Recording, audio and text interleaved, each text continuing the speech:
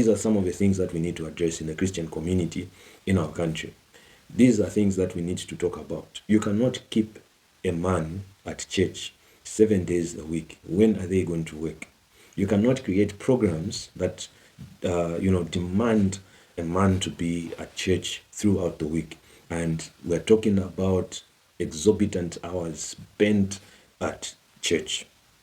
It is a good thing to be at church. It is a good thing to be with a community that loves Jesus, that wants to see that people are getting saved. But if it is also at the expense of you going to look for work, you finding something to provide for your family, then God is not happy with us.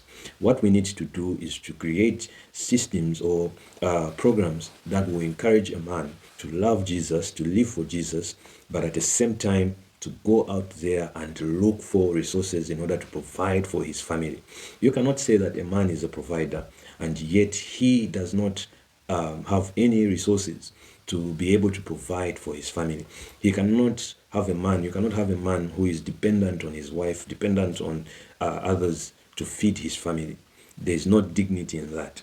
Now, you find that someone has to spend their time at church from Monday to Sunday, which I feel is not productive, unless you've been called to preach, unless your calling is that of an evangelist, of an apostle, whatever it is that God has called you to be. Otherwise, we have been called to take care of our families, and men ought to work. As much as men ought to pray, men ought to work in order to provide for their families. So if there's a church that keeps they keep the men busy with church work and less time to do work for their families, work to find food for their families, it's time that we change the way we program our activities at church and allow a man to go and work so that the enemy does not accuse us of causing poverty in a place where we stay. In fact, Christians are supposed to be providers. They're supposed to be helpers. How are you going to help your community if you're not working, if you're not doing business? But in our business, we should be able to reflect Christ. We should be able to preach Christ.